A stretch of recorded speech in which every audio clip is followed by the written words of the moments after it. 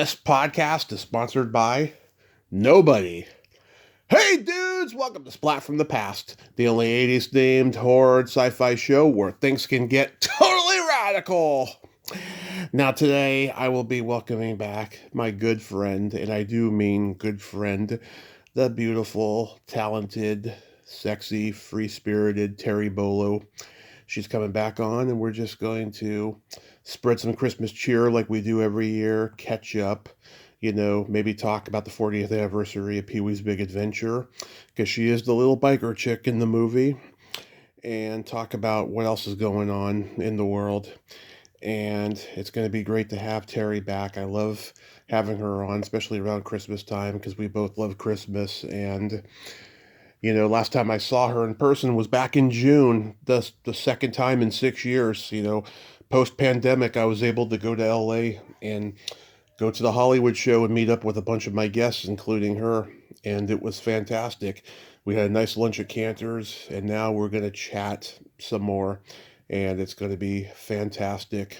So yeah, here is my new interview with Terry Bolo.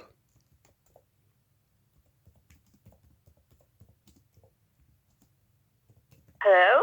Hey, Terry, welcome back, love. How's the cutest lady in West Hollywood today? Hey! Merry Christmas! Merry Christmas. Happy holidays! Hey, how you doing, Tommy? I am so blessed, so blessed. I need Sweet Caroline. Oh, that's wonderful to hear. Yeah, we need a little Christmas. We need a little uplift. Yeah, I know. I just got done having a melancholy yet fun talk with Carol, and she is just devastated about Rob Reiner. Carol who? Carol White. Oh, Carol. Oh, God. Yeah. Oh, my God. It's just...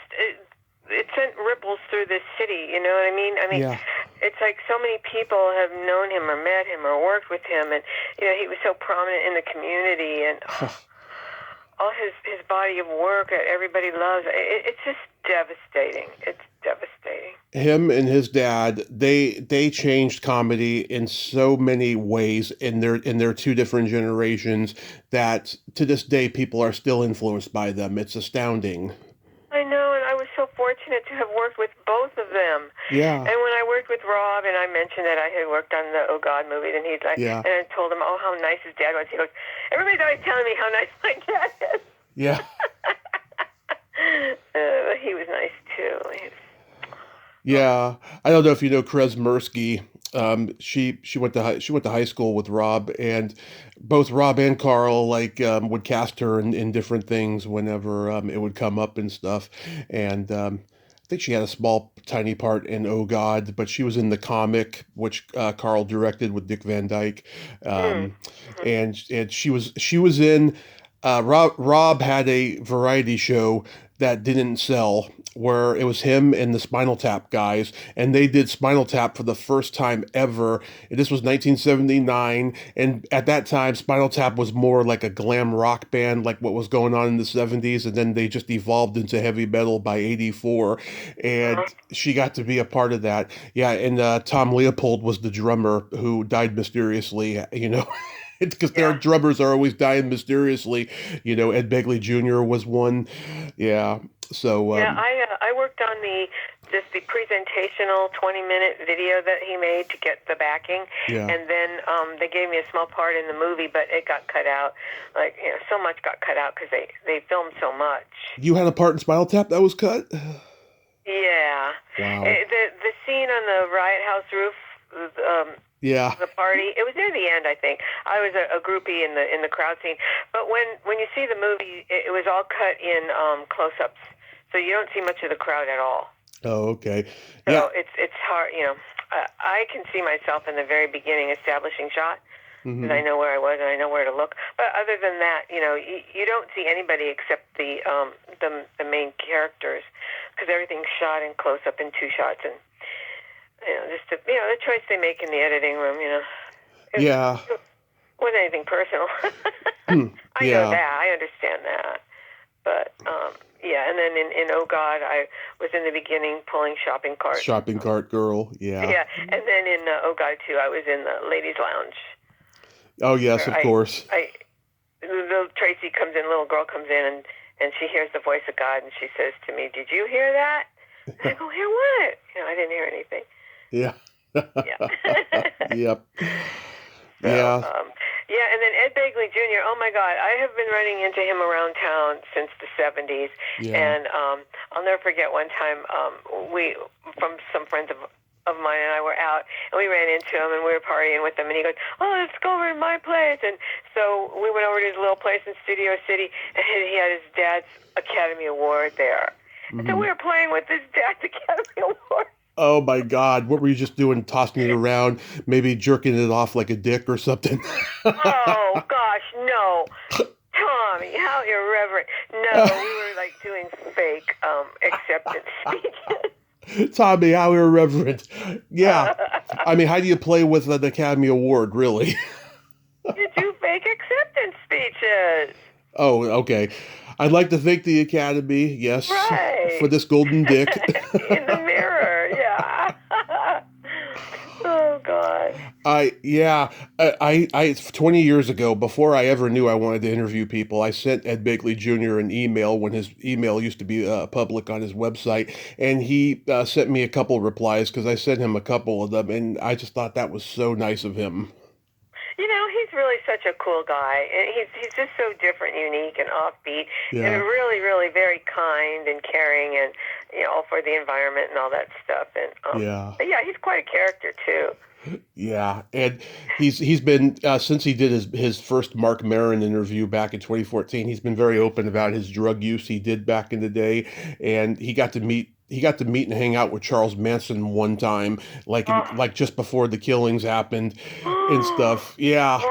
Well, I'm sure he's got some stories. Wow, I never heard that one. Oh, wow. Yeah, I was like, really? Begley got to have a brush with death there? Well, Ed was kind of a man about town, and he knows everybody, hanging out and partying and stuff. Yeah. So it's not unusual, and Manson was very much a part of the Hollywood circles.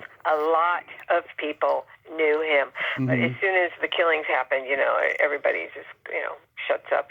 His mom about it all. He was in the Hollywood scene, definitely. Steve McQueen certainly knew him. He kept a gun in his glove compartment after the killings because he was just afraid that one of his minions was going to attack him. Yeah. Yeah, strange time. So, can you believe it's been 40 years since Pee-wee's Big Adventure? No, I can't. I can't believe I'm that old. I can't believe it was that long ago, and all this time has gone by already. It's just weird. It's just whoosh. It just goes right by. No, it still feels fresh. I mean, everything is like half time to me. It's like if it was 10 years ago, to me it feels like it's 5. Mm-hmm. So it was 40 years ago. To me, it feels like, oh, it was only 20. And, it's like, yeah. And I watched Die Hard for the first time last night, and I can't believe that was so long ago as well. Wait, you saw it for the first time last night? Yes, I did. I finally had to watch it. Well, because you're not much of an action genre person. I'm not at all. And even though I had met and partied with Bruce Willis back in the day. Really? Yeah.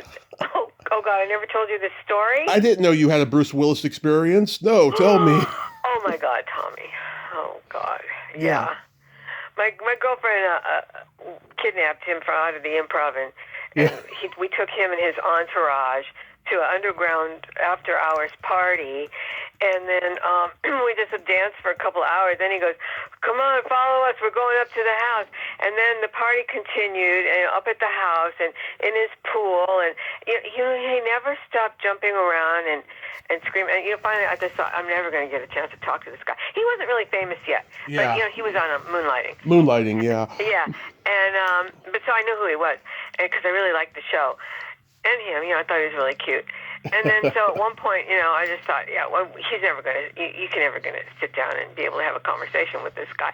And then, his son started coming up, and I said to my friend, I'm tired. I want to go home. Well, he jumped out of the pool, and he was naked. And he jumped out of the pool, and he barred the door, and he wouldn't let us leave. And I said, "We're tired. The sun's coming up. I want to go home. We can hang out another time." And I left him my phone number, and he made us shake his dick goodbye. Yeah. Oh my God. Yeah. Oh my God. Well, he is a Jersey Alpha, so I'm not surprised. Oh my God, that was a wild and crazy time. Yeah, we had a blast that night. And then the next night, I heard that I had a real date, and I had heard that my friend Alice and her friend ran into his brother again, and she partied with them all again. And I was kind of jealous, but. Oh my God! So I've interviewed Kevin Pollak's current wife, who, by the way, is the same age as me. He's a cradle robber, and he met her when she was like 19. She was working at a comedy club in Philly, where she's from, and they're close to Bruce Willis. And first time Pollak ever met Bruce Willis, he was at the Improv to see his friend Dom Irrera perform there, and Dom brought Bruce Willis up on the stage after announcing he was in the house. And this was during the moonlighting era, like you said, at the time that you knew him, right? So Bruce Willis goes up on stage and he starts like trying to be funny, and he's getting anywhere from little to no laughs. And then he like broke out a harmonica, started playing it, and next thing you know, people are like clapping their hands and playing along, because he can really play the harmonica. If you ever heard that album he did, The Return of Bruno, and it was an HBO special. Yeah. I mean, he got the place like feeling the groove of music for a little bit. Instead of getting laughs. Bruno, yeah, right. Yeah. Instead of getting laughs, he was just grooving the place. Yeah. So did you like Die Hard? Did you like the comedy that's in it at least? Yes, I did. And I thought it was a bit over the top, and some of the things were like, oh yeah, right, And there was just some glitches, like they talk about. I posted this video, 15 weird things about Die Hard, and the van that comes out of the truck, it wasn't in there in the beginning. It never would have fit in there, and they added that later and hoped you wouldn't notice. But I really did like it. It was a bit over the top, and then another thing they said about in this video is that the body count wasn't even that high compared to most other action movies. And but I felt like it could have been a little bit shorter. But I thought it was really well done. Yeah, I really liked it. Oh yeah, I saw it the night it first premiered on HBO when I was 6, and I think my dad had already seen it. I think he saw it in the movies or rented it, and I wasn't allowed to watch it at the time. Yeah, he decided to wait one more year to let me watch it, but it was just the coolest action movie at the time. I mean, I love Commando with Arnold. That's from Joel Silver and the same guys who made Die Hard, but it was so cool, and I just thought, Bruce Willis, he's going to be a full-fledged movie star, with this movie, and he did, He did it, yeah. And because he was kind of an unlikely hero and action star, that's what made it all the more, believable and made him, his character was lovable, and you really were rooting for him, and because he was so, unlikely, to pull it all off, and he did. Yeah, I recommend seeing the second one too. It's also a Christmas one, and then the third one is not Christmas, and the fourth one's not Christmas, but the first two are Christmas. Yeah, the second one takes place on an airplane, and he gets off the airplane, of course, and he's got to save it. And what's his name from Good Times? John Amos is the bad guy who pretends to be the good guy for most of the movie, and you can kind of tell he's the bad guy because him and Bruce do not get along in the movie, and I heard that they didn't get along behind the scenes either. Oh, I didn't know there were so many Die Hard movies. 4, yeah, and he was in talks of doing a 5th until his illness happened. Yeah, which is sad. But yeah, that's good. It's great you saw it though. Yeah, I mean, Hart Bochner, I was just talking about him the other day. He plays the Weasel, of the movie. And then Dennis Hayden, the henchman who looks kind of like Huey Lewis. I interviewed him a few years ago. He's a very nice man. He had a good story about working with Richard Pryor on a movie. And let's see. I know Rob's daughter, Tracy Reiner, she's in the movie. I noticed that, yeah. Yeah. But I don't really remember her. It was Yeah. But she was the assistant of the news reporter. Yes. Uh-huh. Yeah. William Atherton, who I loved in Day of the Locust. Oh my God. Yep. Bill Atherton, I freaking love him. He's so good at playing smarmy, snide, snarky characters. I loved him in Ghostbusters, and I loved him in Real Genius. And just there's a couple times in Real Genius where he gets caught with a woman, and he's got this hubris about him of like, of course it's me, kind of a thing. He's so good looking. He could have still been a romantic lead. Oh yeah. But the fact that he's playing these smarmy guys all the time. Well, he played Goldie Hawn's boyfriend in the Sugarland Express. I need to see that. That's where, that was the Spielberg movie that led to him to directing Jaws. Yeah. And he played the boyfriend in that. And if you see him in that, you're like, yeah, he could have been a leading man, but for whatever reason, he just kept getting cast as snarky villains, Yeah, he's really good in that movie. Yeah. Yeah, I'll have to see that one. Oh, and I just noticed, speaking of Goldie Hawn, and her daughter, Kay Hudson, was in Almost Famous. Oh yeah. I just saw something there. That's I think the 40th anniversary of that movie too. That I just watched recently, and I love 25. That movie. That movie just turned 25, Almost Famous. 25. Oh. Yeah. I know it was some anniversary. Oh, okay. Yeah. I was still in high school when that movie came out, and my dad and I, we watched it when it first hit video, and we loved it. And I'm like, when I got my dad into listening to Mark Maron's podcast, I'm like, yeah, he's the security guard who yells, "Lock the gate," and he plays it at the beginning of his podcast. Oh. Yeah. And then I always felt like the Almost Famous and the Banger Sisters were kind of mother and daughter playing sort of the same character. Mm-hmm. A groupie and then a former groupie. Almost like Penny Lane grown up, Yeah. Played by mother and daughter. Yeah. So those are good companion movies for me, to watch. I own both of them. Yeah. I love watching them. So there's been a couple of screenings this year for Pee-wee's Big Adventure. I know Diane Salinger and Mark Holton's been going to them. Diane was supposed to come on here this year to talk to me again, but she's been super busy in the convention world. I'm glad that she's doing cons now, because when I first met her, she had never even heard of a Comic-Con. When I first interviewed her the same day as you back in 2018, she didn't even know what a convention was. Oh, wow. Well, I'm glad, she's busy with those. That's great.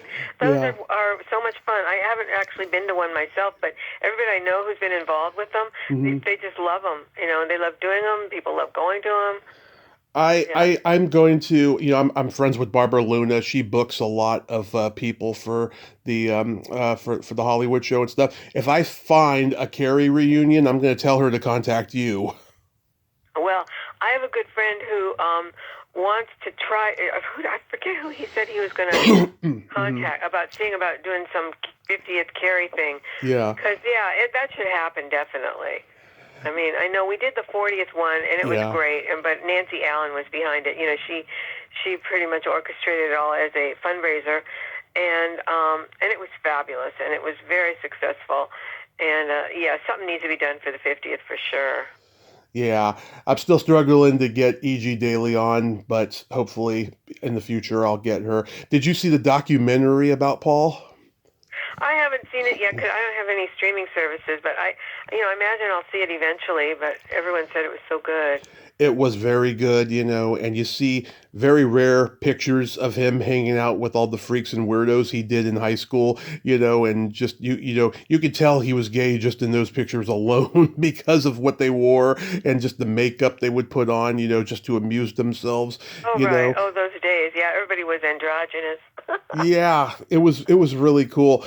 There's a couple parts where they show Paul being a little difficult to the filmmaker that's interviewing him because he didn't want to answer the questions, right? And he was being funny In it, but he was, he was being serious too, but he wasn't being mean. It wasn't like when he was the hotel guy in the Cheech and Chong movie. He was really mean in that movie, but it was pretty interesting seeing him of how based on the things that Phil Hartman said and other people about how belligerent he can get when working with them. It's interesting to see that. Yeah, it's interesting, Tommy, because I actually never saw it myself, Hmm. and he was always very kind to me. But so when I heard these stories, people said, "Oh, Paul," and I'm like, "Wow, really?" And yeah, but it because of his, I guess he's a perfectionist, and Yeah. he wanted things to be a certain way. And I had a couple friends who wanted to make a documentary of him. This was way before this, Oh and yeah. he just wouldn't. And I'm saying, they Hmm. have this credential, that credential, blah blah blah, and and they're big fans, and blah blah blah, and he just wouldn't go along with it, and because he wanted to be in charge. And I think this guy who finally did it. I think he said it would, be more of a collaboration, and he would listen to him, Yeah. but I know they got into it a few times, and but I think maybe Paul knew that he was ill and didn't have maybe a whole lot of time, so he finally conceded to doing it. You can't make a documentary yourself about yourself. Yeah. That's kind of weird, so it has to Oh, have that objective viewpoint. But I think he finally conceded to doing it, maybe because he knew that his health wasn't good. I saw Charlie Sheen's documentary, and I'm very hesitant to watch Eddie Murphy's documentary because they're still alive. And in the Charlie Sheen one, all he's doing basically is bragging and really not taking accountability for the stupid things he did. And I was really hoping that I was going to hear him say to the people that he offended in his past that he was sorry, but he didn't do it. And it's just like people, especially celebrities, are so incapable of admitting they're wrong. Uh-huh. It's Yeah. sad. It's really sad, you know. And I had no idea Paul had the same manager as Steve Martin and was on a special of his where they were doing sketches. And the Pee Wee's Big Adventure was produced by his production company, the Aspen Film Society, which I've always seen the logo at the end of that movie and The Jerk. And I always wondered like what that connection was.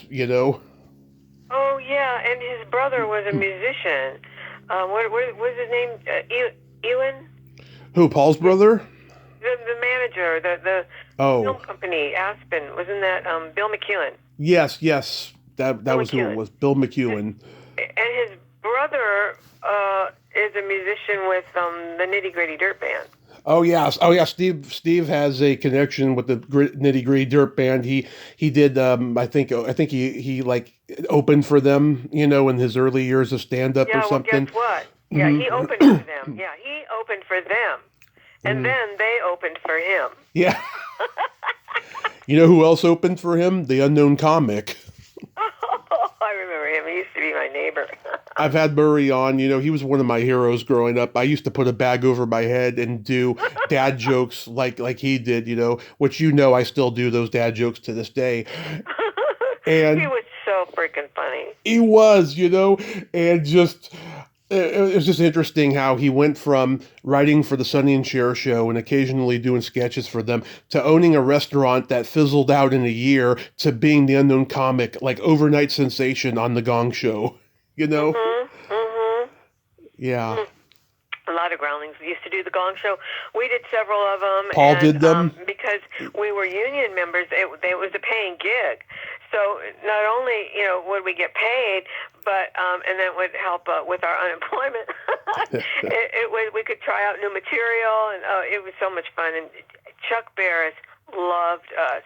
He just loved the groundlings, and so there were several groundlings that were on the show. Yeah, Paul was on there, but he hadn't gone to the Groundlings yet. I think he was like wrapping up his time at Cal Arts when he was on. Oh, uh-huh.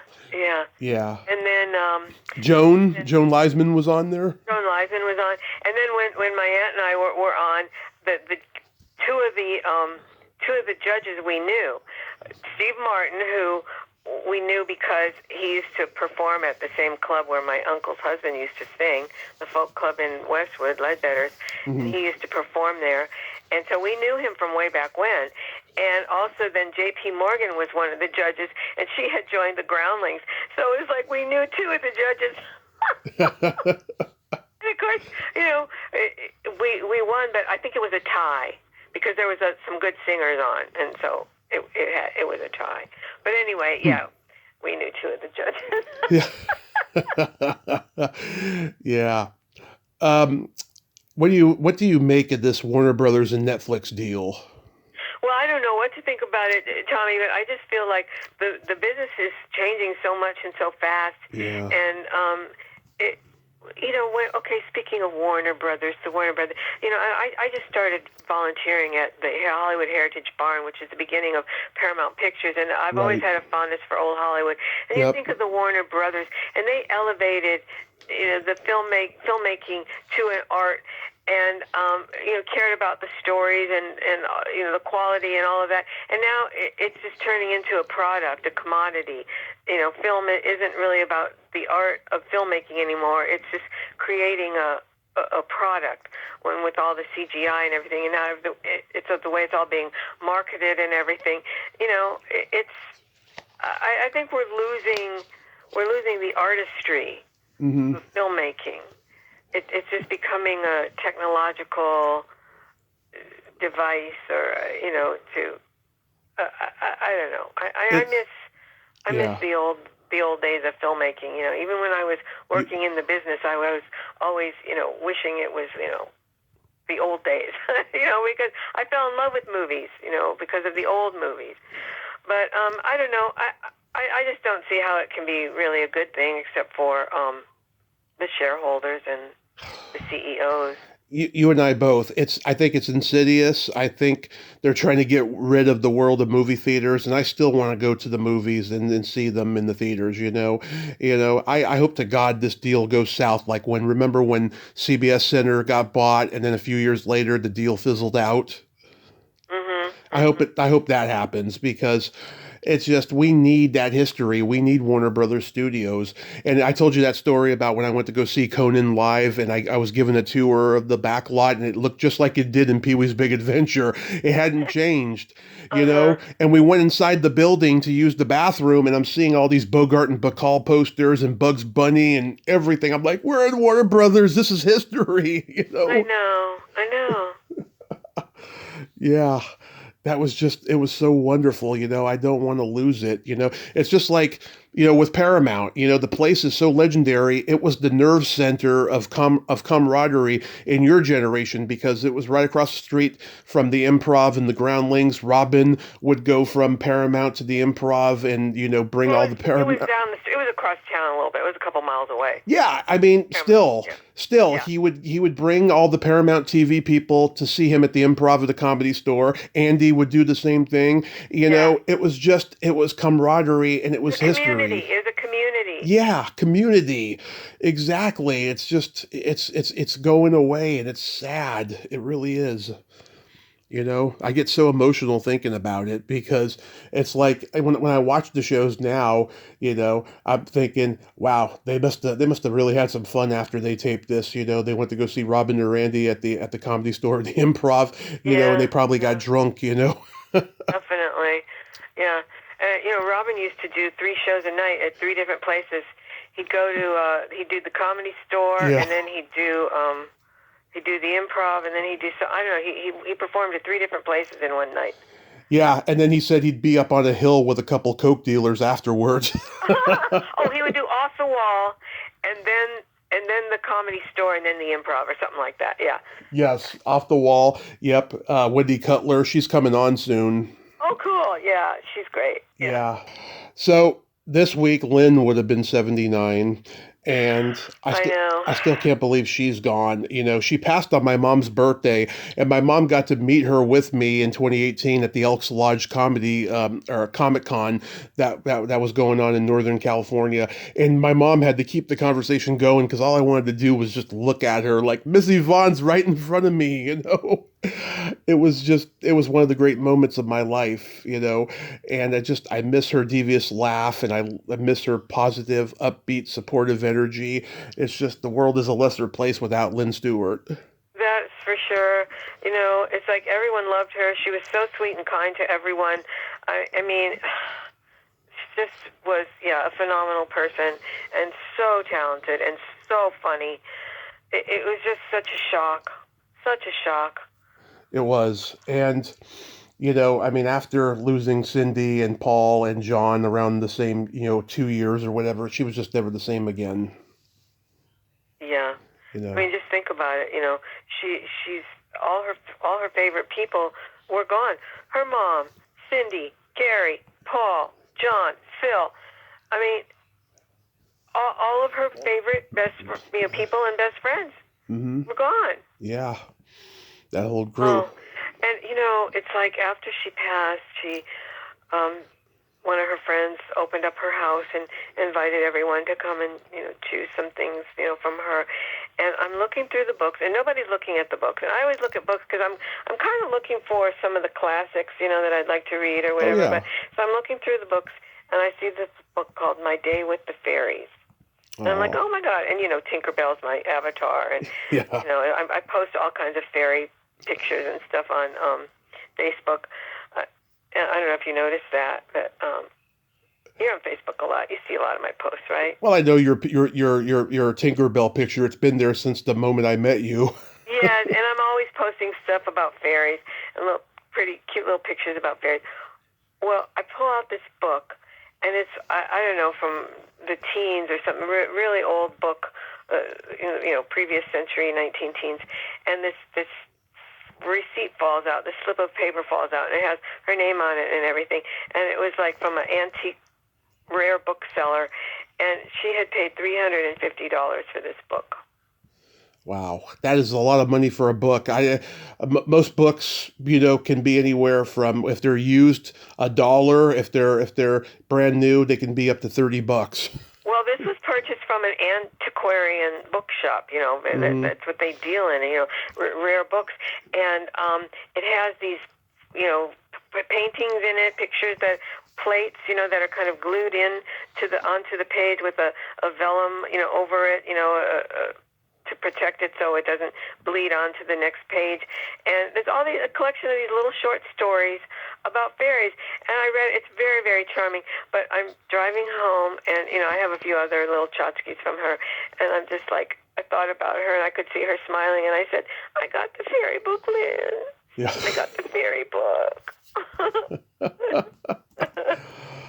Wow. Also, we lost this week Gil Gerard. Did you know him? I did not know him. I remember the first time I ever saw him, he had this series that didn't last. It was a Disney series where him and this little Japanese boy are like solving crimes together. It was called Sidekicks. Ernie Reyes Jr. was the little Japanese boy. And like, he's really a martial arts guy in real life and stuff. And the two of them were really good together. I thought the legendary Key Luke played his grandfather on the show.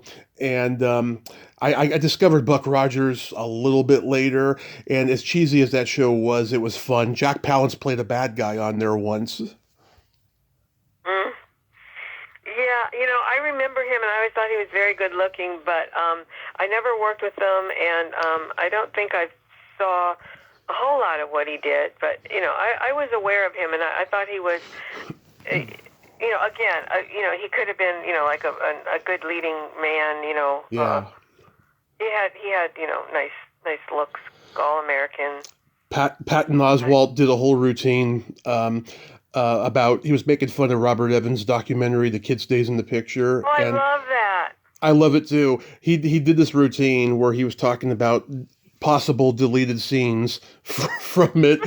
And he was so irreverent. He was like saying Tom Wopat from the Dukes of Hazzard loved fisting, and like he got experimental with Gil Gerard, and he said, "Quit your bellyache, Buck Rogers. It's only a diver's watch." Oh my God, Tommy. Yeah. Patton Oswalt is just brilliant. One of my favorite comedians. He's gotten way too political lately, but I love his comedy, especially that first album he did.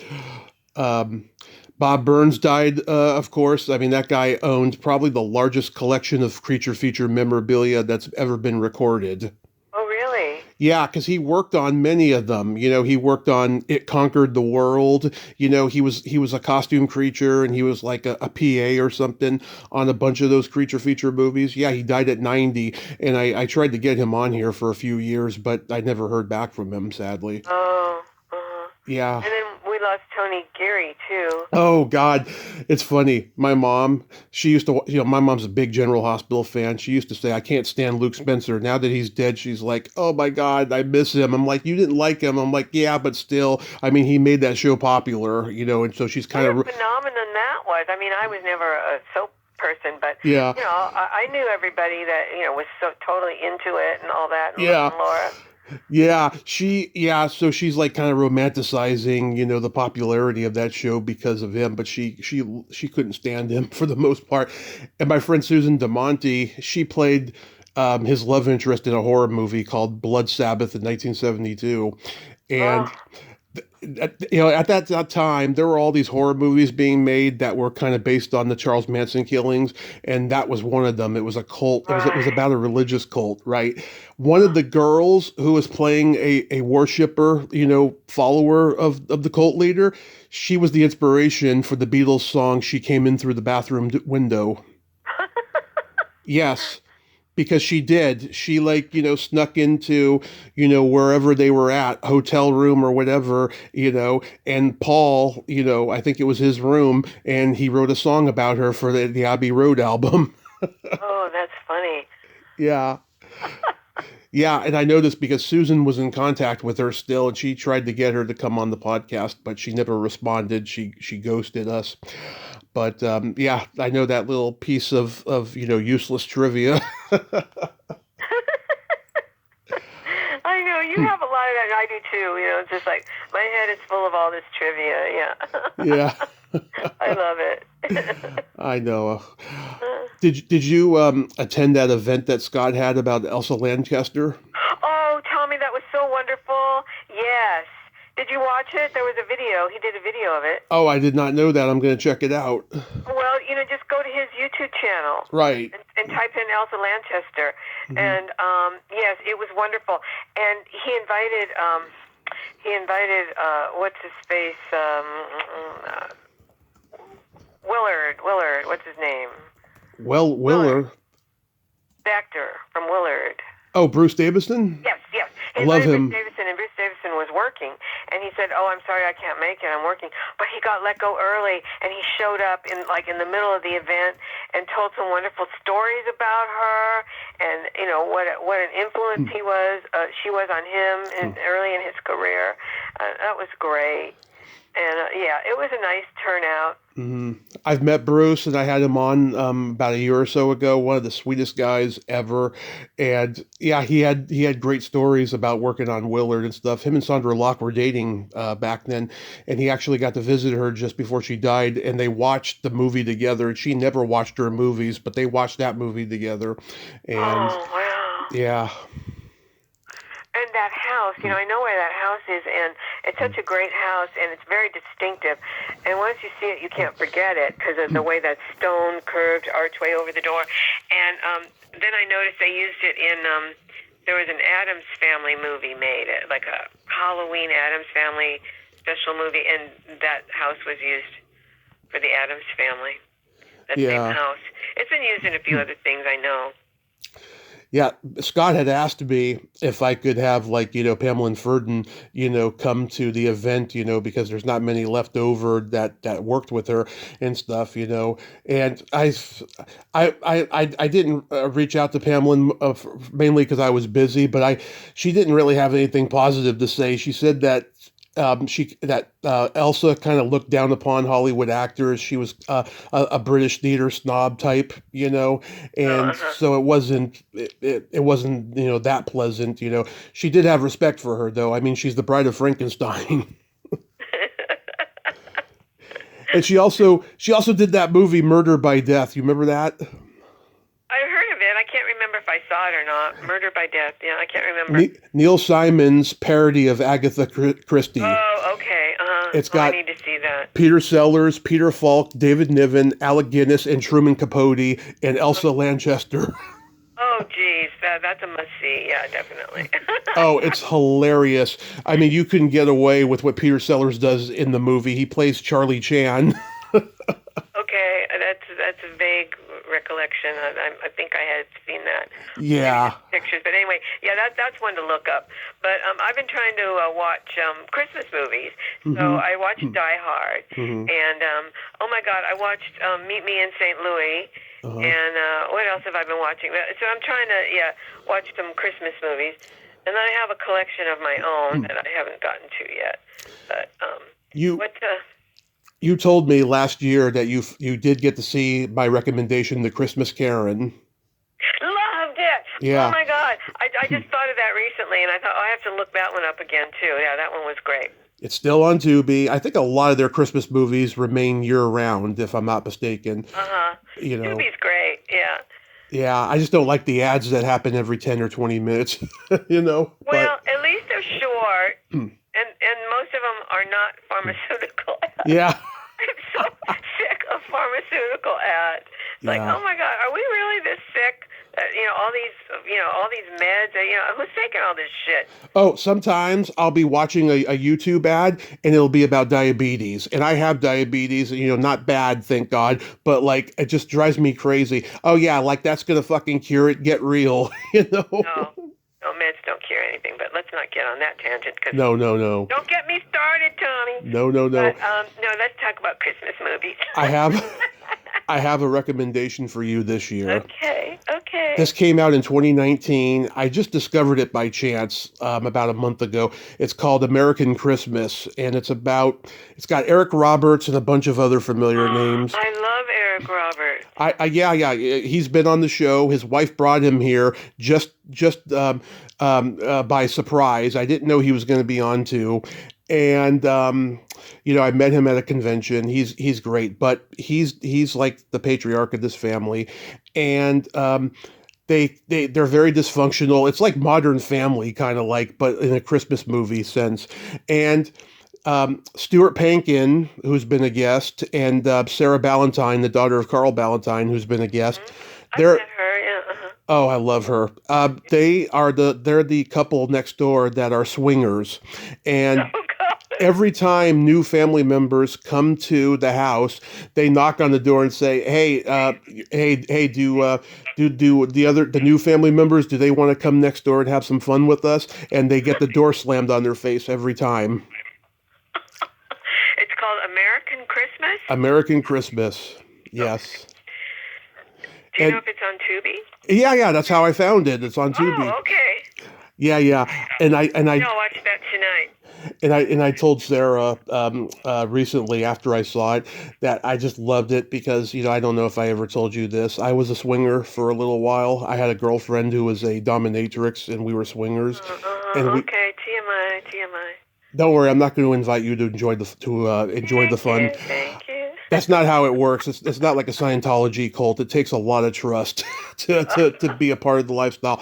So we would have swinger movie nights, and we'd watch Bob and Ted and Carol and Alice and The Big Chill, and this one called Friends and Lovers, more obscure, but it's got the theme of couple swapping, and those were our movie nights, And I told Sarah, I said, thanks for representing the community, because I thought it was done very classfully, and not making fun, So that's a very funny movie. So did you ever see Mixed Nuts? Oh, yeah, Steve Martin and Rita Wilson, and a hilarious cameo by Stephen Wright. He calls up and says, "I want to kill myself." Yeah, it's kind of an oddball movie, but I was reading people talking about all their favorite Christmas movies, and a lot of people really like that one. I'm sort of iffy about it. Yeah. Oh, my God. So I think that movie wasn't one of Nora Ephron's best, obviously. You know, she did Sleepless in Seattle and My Blue Heaven and so many other great movies. I don't know what went wrong with that movie, but there's some funny moments in there, and that Stephen Wright moment, I think, is by far the funniest moment of the whole movie. You know, he's just like, I want to kill myself, you know, because he always sounds like he's depressed anyway. Oh, I know. He always used to crack me up. Yeah, I always liked him. Yeah. But yeah, I'd probably watch it again, give it another chance. But I don't know, for some reason, everybody's really oddball. It's like really offbeat. Yeah. Yeah, and Adam Sandler's in it, and yeah, Rita Wilson. I've always had a crush on her. I know she was a groundling for a while. Rita Wilson? Yeah. I don't remember that, but I could be wrong. I don't think she was part of the. She wasn't a. I don't think she was a part of the company, but she was like she studied improv there. I know that. Oh, okay, yeah. Well, a lot of people have done that. Yeah. Chris Kattan said that when Tom Hanks hosted Saturday Night Live when he was on, he told him that he was Kip King's son, and he's like, "How's Kip doing? Is he still living over there in Sherman Oaks? I gotta go visit him," because he knew him from Bosom Buddies, and of course, I guess Rita knew him from the Groundlings too. You know. Yeah. Oh, Kipper. Kip was one of the funniest people ever. Yeah. Ever. Oh, my God. He used to have this job. Oh, he brought John Paragon to the Groundlings. Mm-hmm. He had this job where he was selling advertising space for Jesse Jackson's newspaper. You know, Jesse Jackson had that Rainbow Coalition. Uh-huh. And this is before the LGBT, hijacked the rainbow. Yeah. But so he used to call people up and try to get them to buy ads in Jesse Jackson's paper. And he would keep people on the phone for like 20 minutes, half an hour, and he would talk in a black accent. Mm-hmm. And he recorded all his calls. And he would play them at the Groundlings. We had these things called scene nights where people would do works in progress and try new stuff and whatever. And then there would be Kip time. And he would play these conversations. And everyone would just be on the floor laughing. You know, usually when solicitors call, people hang up as fast as they can. He managed to keep these people on the phone for so long, and just, oh my God, I can't even begin to tell you or remember what he said or what he would tell these people, but everyone would just be laughing so hard. I mean, talk about an improviser. He was like Robin Williams in that he could just stand up there on stage and just by himself and just be freaking hilarious. Right off the cuff. Yeah. Chris Kattan's dad. Have you ever seen Jingle All the Way?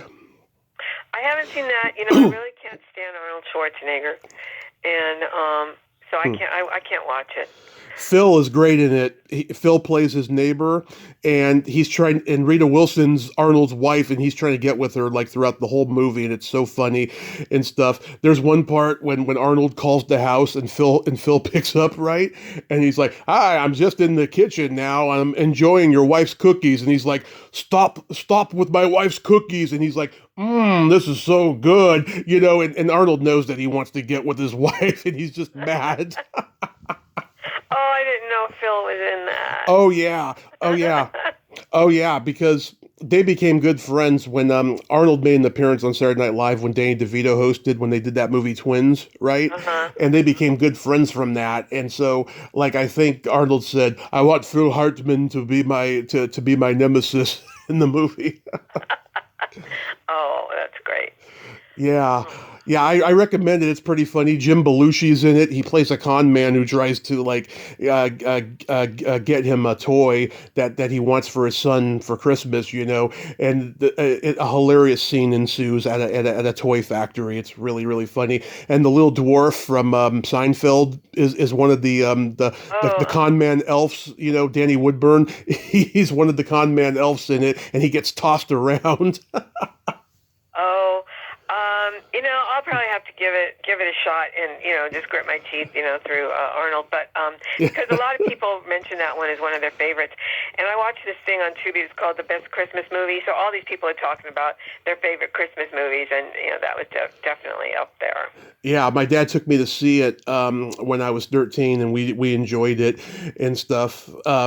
Yeah, there's some cheesy special effects in there when he becomes his son's superhero toy during this parade and stuff. It's pretty funny. Oh, yeah. Wow. And one that I don't hear too many people talk about, and I really liked it. It was with Kurt Russell and Goldie Hawn, and it's called The Christmas Chronicles, I think. Oh, yeah, I think that was a Netflix series, if I'm not mistaken. I really liked it. I haven't seen it, but I heard it was like a Netflix series, and like he plays Santa. I'm like, Kurt Russell playing Santa. God, how's that going to go? I know. And there's this one special effect that they have that's like, oh, well, that explains it. How does Santa have all those toys for all the children all over the world in that one sack? And it's like, well, because it's magic, duh. And, they go inside the sack, and it's just like this never ending. Yeah. It's crazy. Oh, that's how he does it. Yeah. We went Christmas shopping yesterday, me and my mom, and I got wrapping paper with Chevy Chase's face on it, Christmas Vacation. How hilarious. Well, yeah, that's one of my favorites. I'm going to watch that one. If I don't watch American Christmas tonight, I might watch that one. But, I really enjoy that one. And, little Johnny Galecki, who I worked with on Roseanne. It's so cute to see him so young. It's funny, people talk about what an asshole Chevy can be, right? But there's a story that I love Chevy for this. Okay, so during filming, Johnny Galecki mentions how much of a Ghostbusters fan he is, right?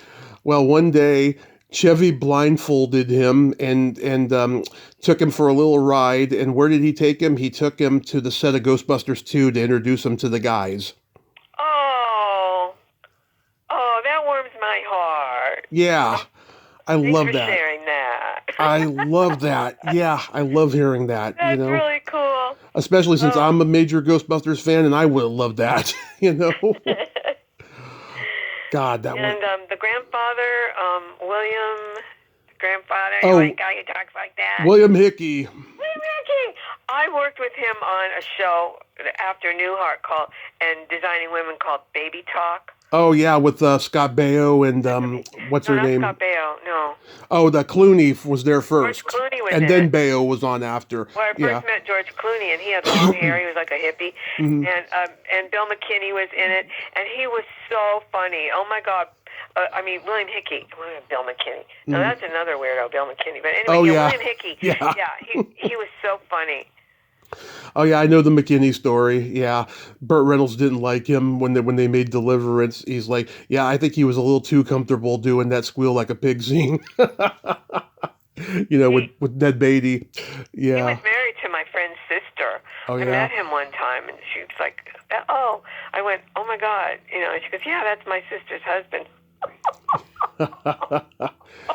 Wow, so you worked on Baby Talk too. Wow. Well, it was the TV show. Yeah. And Tony Danza was playing the voice of the baby. I remember, yeah. And so, yeah, that was a fun show to work on. I really enjoyed that, except that Ed, producer. Oh, Ed Weinberger? Oh. Yeah, I've heard. He was almost as bad as Roseanne. He's scary. I heard him on Gilbert Gottfried's podcast, and he sounded like a really scary kind of guy. He told a hilarious story, though. Okay, so I'm going to be irreverent again, Terry. So he did a series called Mr. Smith. It was about an orangutan who's the president of the United States, which isn't too much of a stretch these days, right? To imagine, yeah, exactly. Yes, it was the orangutan from the Clint Eastwood movies, the same one, right? So they did an episode where Joe Mantegna and this other actor kidnaps him. And one day they're on set, and the other guy that was with Mantegna, he was supposed to come out of nowhere. And they were like, hey, where is he? you know? So they go to the trailer and they hear, oh my God, like bloody murder coming from this trailer, right? They go in there and this poor guy was being sexually assaulted by the orangutan. Yes. Yes. And I know it's bad, but it's true. And so they had to rush him to the hospital. I mean, he was mangled up. And this guy ended up leaving acting. I don't even remember the guy's name, but he was a tall Greek guy, and he was in a couple things back in the day, but he got out of acting because of this. And I don't know if there were legal ramifications or not. I'm sure there were. But just the way he told the story, it was hilariously funny. Even though it's not a funny thing that happened, it's still because he said until the show got canceled, which wasn't too long after that, every day it would come up in conversation and everyone would start laughing because no one had ever seen that before. Oh my God. Yeah. That's bizarre. That's traumatizing, though. Yeah. I mean, yes, you can't help it. And I heard Mantegna tell the story not too long ago on a podcast too. Who? Joe Mantegna. Oh, he told the story. He told the story too. Yeah, first I heard it from Weinberger. I never heard that. Yeah, first I heard it from Weinberger, and then I heard it from Mantegna. Well, Ed Weinberger and George Clooney got in a huge shouting match on the set in front of everyone. And, of course, Ed Weinberger fired him, and George Clooney said, "I quit." But everyone was just devastated because everybody loved George Clooney. And, but, he just wasn't going to take it. He just went off one day. Wow. And it's like, I don't need this shit, And he told Ed off, and he did what everybody wanted to do. Mm-hmm. Just tell Ed to fuck the fuck off. And, so everybody was glad, but, then it was like we didn't see George anymore. But he did what needed to be done. I'm surprised George had a reputation after that for being good because he still has it, Yeah. I'm interested in seeing his new movie, but I heard people said it wasn't that great. What movie is that? Is it called Ella Ray or something? He's got this new movie, or no, Jay something. I'm all these new movies coming out. I'm getting them all mixed up. But yeah, he's got a new movie coming out. Yeah, he works a lot with the Coen brothers now, and Hail Caesar was great. I like Intolerable Cruelty when that came out. I just loved the sexual tension between him and Catherine Zeta-Jones. And I remember I saw a little featurette making of it at that time, and there was a day where he was like painting her toenails red. And it was really cute, I thought. I thought it really complemented their chemistry on screen, that they had a camaraderie off screen too, Yeah. I really like him as an actor. I like watching him.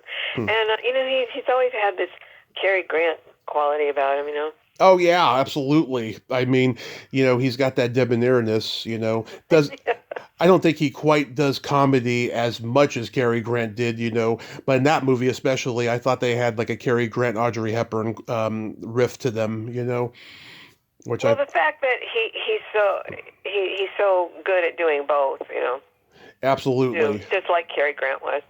Absolutely. Yeah. I mean, that first season of ER, they said, what are we going to do when we get rid of him? Because he's going to be a movie star like pretty quick. And it did happen. It happened in that first season. He does from Dusk Till Dawn. He does the one with Michelle Pfeiffer, like in the same year. And, it took him a few years to leave, but he was leaving a lot. And thank God ER was an ensemble because it was falling back into the mode of moonlighting when Bruce Willis was starting to become a movie star. Yeah.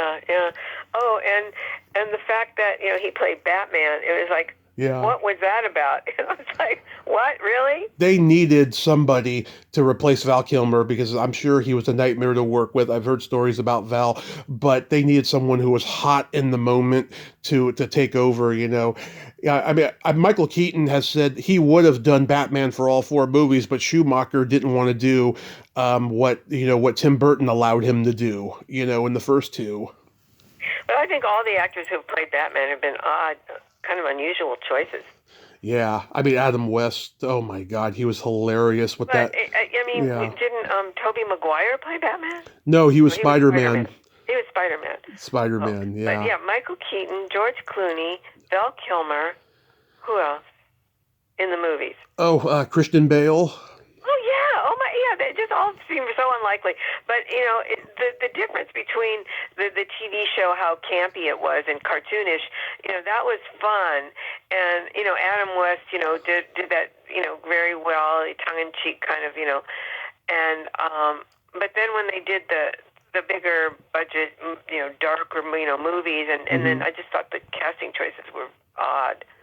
Yeah, I don't know. I'm sure someday there'll be a documentary about that and how weird it was. But yeah, I mean, I could see that the Marvel universe is starting to die down. People are just getting tired of the Marvel movies now, and they're just not well made anymore because now they're just getting them out fast with CGI and AI and all that crap that I think it's starting to wane, Yeah, I'm glad. It was Yeah. just, dominating the movie going, for so long. And, it's like I look at the movies and it's like, well, there's nothing really I want to go see. Yeah. The movies that are out, Yeah. So I go back to the oldies. And then I got this book. I started, volunteering at the barn, which is the beginning of Paramount Pictures. And, I always go back to this era. I think my favorite era in filmmaking is, and I bought this book. It's called Hollywood Film 1963 to 76. And that's a time period where everything started changing from the old Hollywood to the new Hollywood. And then it was a really exciting time. And it was experimental and creative and artistic, and all the movies that were made in that time, how different they all were, and a lot of them, would never be made today. They wouldn't touch them today. But it was just, anything goes. It was just, Yeah. I don't know. It was just, I think, a really exciting time in filmmaking. It sure was. Oh God, this book, it came out in the late 80s. It was out of print for a long time, but now I think it's come back. I can't for the life of me remember the title of it. It was like The Men Who Made Hollywood or something like that. It was about how, there were all these Jewish men, starting these movie studios, and they were all growing up with anti-Semitism and hatred and all of that stuff. And was it An Empire of Their Own? Yes, The Empire of Their Own. Hollywood? That's what it was. Oh, yes. I love that book. I have that book. It's great.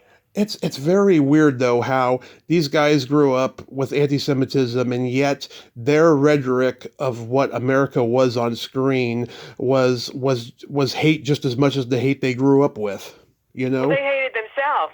They all, Yeah. either changed their names or, they didn't make movies about Jews. They created the American dream. Yeah. They created Hollywood. I mean, they had this idea of America and coming here. And so those are the kinds of movies they made. And like I said, they elevated filmmaking, the movies to an artistic genre. And when it was just, amusement that people just poo-pooed, and, it was considered low class. But and it's because of them that all the movie palaces were built and the golden age of Hollywood and all that. It's fascinating how they completely transformed this funny little, isn't this cute, a moving picture. I know. And now the younger generations are hating these people because of them putting that narrative out there, and they just don't have a sense of history of how things happened and how things transpired, I know. It's frustrating, when people don't know their history. I mean, I was watching Jeopardy, and people could not identify Robert Redford or Kenny Rogers. I mean, these are two of the biggest stars in the last, 40 years. Right. And these people on Jeopardy couldn't identify their photos. Yeah, I know. They can't. I almost fell off my couch. Yeah, but then once in a while you meet people like me and and other people that we know and stuff, and we can identify those people. It's funny, I was talking to somebody recently about how my family and my friends, they all want me to go on those trivia game shows. They don't want smart people. That's the thing. They want people who can give less than average answers but then get lucky, because then if I give every answer right, it's going to be boring and it's not going to be a good show. Oh my God! They don't get that. Are you comfortable talking about menopause? Well, yeah, I guess. Yeah, it's funny. I was talking to Carol about that earlier and stuff. I'm really like obsessed with it now. I think it's because I'm in my 40s and like I don't know. I long to marry a person who's not menstruating anymore. you know but like I watched this podcast on YouTube. It's called Hot Flashes and Cool Topics, where these two women talk to actresses and public figures and so forth about their careers, and then it ends on how are you dealing with menopause and all that stuff. I think that's a good conversation to have. I mean, how has it been for you? Okay, well, are you familiar with Menopause the musical? Yes, Cindy Williams did it. Oh yeah, okay. It was really fun and everything. Well, it's been a long time for me, and it's almost like I can't even remember that blood used to come out of there. But I'm so glad, and I don't mind the few hot flashes. I mean, when it first starts out, it's like, oh my God, what's happening, and your body's changing and whatever. But it's not a disease. I don't take anything, Yeah. and it's natural and normal, and I'm happy that it's over. Yeah, yeah. I have. I had bad periods, so I'm happy to be in menopause, and I don't know. I don't think it's that big of a deal. Yeah, I have this joke. I say, what are the two best days in a woman's life? The day her first child is born and the last day of her period. Exactly. Because it's true. No woman likes menstruating, and no woman, doesn't want to give birth. Not until they see what they got afterwards, of course. But like during it, they don't want to go through that again. And yet, certain women, they have 7 kids. Well, they say you forget. I didn't have any kids, but they, and I know that. Well, I used to get menstrual cramps so bad, I would think to myself, childbirth cannot be worse than this. Yeah. And if it is, there would be no people. And so it's probably similar, that pain. But they say you don't remember it. Like people, everyone I know has had children. They say you don't remember the pain. I think it's subjective. I think certain women never forget, especially the ones who, end up in the headlines, of killing their child. I think they remember it. Oh God. Yeah. Oh my God. Remember when Paula Poundstone, she had that incident that happened in the early 2000s where she was driving under the influence with her kid in the car or something, and then allegedly there was a sexual abuse allegation that was never proven or something. It's so weird when stuff like that happens. This is a vague thing, a vague, distant memory of something that happened with her. Yeah. She was accused of what? She was accused of driving under the influence in a car with her adopted kids in there, and then there was some allegation that she had, I don't know, sexually assaulted them, but it was never proven. It was never. I don't know where that came from.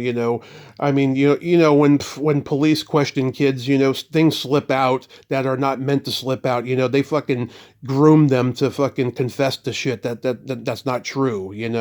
And so I'm sure it was one of those situations. Oh, that's odd. I always liked her. I always thought she was so funny. Oh, yeah. And, she was really pretty. And, I really liked her. And I got a job as a stand-in on her show. It was going to be the Paula Poundstone show. Yeah. And I was going to stand in for Carol Kane, who was the funny neighbor or whatever. And her mother was going to be played by Debbie Reynolds. And I was just like, oh my God! I was so thrilled, because it was going to go for, I don't know, a full season or half a season or something. So I had some regular work for a while, and then I think it lasted like a week and a half. And Carol Kane was so disruptive, and it was like she was trying to direct the show, and she kept interrupting the rehearsals and saying, well, I think this and I think that, and it's like, what the fuck? And everybody was just looking at her like, what? And everybody was just trying to deal with it, and just like, oh, okay, we'll go, Carol. Well, okay, well, we'll try this. And I just thought it was the weirdest thing I'd ever seen. An actor being so disruptive and just trying to like take over directing the show. And it was called the Paula Poundstone Show. Hello, and there's Debbie Reynolds, Hollywood royalty. And it's like, and then I got a call, oh, don't go into work tomorrow. The show's been canceled. They totally scrapped the whole thing. And I could only just think that it was because of her. Every comedian, no matter who it was, if you've heard them or not, they all had development deals for their own sitcoms in the 80s and 90s. And she was one of them that her sitcom never got off the ground. And yeah, I'm sure that was the cause of it, you know. God, there was this one, Sue Costello. She had a sitcom. It aired on Fox, and it got canceled after like 6 episodes. And I tried to get her on the show, and she was really rude and difficult, I remember. And it was like, yeah, it's pretty obvious. That's probably why it got canceled. You know, it's certain comedians are just friggin' nuts. You know. Yeah. Do you remember? Do you remember if it was a Carsey Warner show? You know, probably because I worked for Carsey Warner, so it probably was. Because I have heard, this is a little inside, scoop. I've heard they loved doing sitcoms with people who were notoriously difficult off stage because the image that they project on screen would give them high ratings, and that if controversy came up, it would even make them even more money for the show. That's kind of sick, don't you think? Well, Roseanne, Yep. I mean, my God. Ellen. I think Grace Under Fire, Brett Butler was one. Oh, wow, yeah. Look at that. Yeah, I mean, it's sick. It really is. Uh-huh. Yeah. That's interesting. Yeah. Wow. Well, the day of the sitcom is long gone. I mean, there's a few on right now, but it's nothing like it used to be, the golden age. Well, have you seen Leanne Morgan's show? No, what's that? Leanne Morgan, she's a Southern stand-up comedian. She's like in her early 60s now, and she's finally getting fame later in her career. Wow, she's been doing stand-up since the 90s, and like she couldn't get arrested, but she pounded away for years. And she's got this Chuck Lorre sitcom on Netflix. It's pretty much Grace Under Fire because she does have the Southern accent like her, except she's a lot more lovable and likable. She's not mean. And I've watched a few episodes. What's her name from Third Rock? Kristen Stewart plays her best friend or her sister, one of the two. She's with her all the time. I know that. And it's pretty funny. Oh, uh-huh. Well, that's good to hear. But no, I don't watch anything anymore. Yeah. I refuse to pay for streaming services. And it's got an audience too. I'm against it. Yeah. Well, that's good. I know. Everybody I know has Netflix. It's got a live audience too, so you may even like it. Oh, like the old days. Yeah. So, what are your Christmas plans? Well, Tommy, it's like not like it used to be. We used to have a big family and big parties and everything. It's like me and Auntie are just going to go to dinner, and then I always have my own little Christmas. A little, thing that I do, and I watch. I make my mulled wine, and I watch the Nutcracker. Yeah, I love the Nutcracker. I do too. Yeah, my buddy Rudy that you met with me at lunch back in June. Well, uh-huh. He moved in back in July. He's been going through some hard times, and he's been going through job interviews and trying to get another place to stay and stuff. And so we got him, my brother, my nephew, my brother's girlfriend. We're all here, and we got presents under the tree, and we're just gonna have probably the first stable Christmas we've had in years because we've come from going through so much in the last 15 plus years that we haven't had a stable Christmas, and this year for the first time it's going to be great. That sounds really nice, Tommy. I'm really happy for you. That sounds lovely. That reminds me. I'm pretty sure I got your Christmas card. I just put them all in a pile. I have to look through them again. Did you get mine? Yes, I did get your card. Oh, good. Okay, yes. Then I sent it to the right place. Good. Yeah. So I sent a lot of Christmas cards this year. So now I'm waiting on the returns. My mailbox should be stuffed. Did you like the card I sent you? Thank you, Tommy. Yes, it's a very classic, traditional looking, with a Santa and his magical sack and a snowman. I've gotten into snowmans lately. I think they're so cute. Yeah. Yes, it's very charming. Oh, my pleasure. I love it. Thank you, darling. Of course, absolutely. And I got a joke for you. Okay. What's the worst part about a Southern family Thanksgiving? Oh, gosh, I don't know. What? The sexual tension. Is that a good one? That's good. Thank you. Thank you. Terry, I love you. Thank you so much for coming back, and we'll talk again soon. And I hope you have a Merry Christmas, a Happy New Year, and be safe. Thank you. Merry Christmas, Tommy. Love you. Love you. Mwah. Bye-bye. Bye. Well, there you have it. Terry Bolo. Oh, God, don't I have the most wonderful friends? I just freaking love her. And we got to have a nice conversation today. And that was fabulous. I enjoyed every moment of it. Terry is a gem. Well, until next time, this is Tommy Throwback Kovac saying there's no shame in living in the past because the present sucks. Later, dudes.